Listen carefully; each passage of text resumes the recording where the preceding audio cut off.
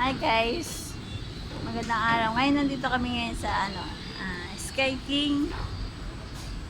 Kasi naghanap kami ng helmet ni EA. Emergency helmet. Dahil na-request ng kanyang daddy. At saka bumili kami ng mga sando ni EA para presko ang kanyang Bayad na kami. Hindi ko na vlog yung paghahanap namin kasi busy. Saan ba tayo magbabayad? Dito.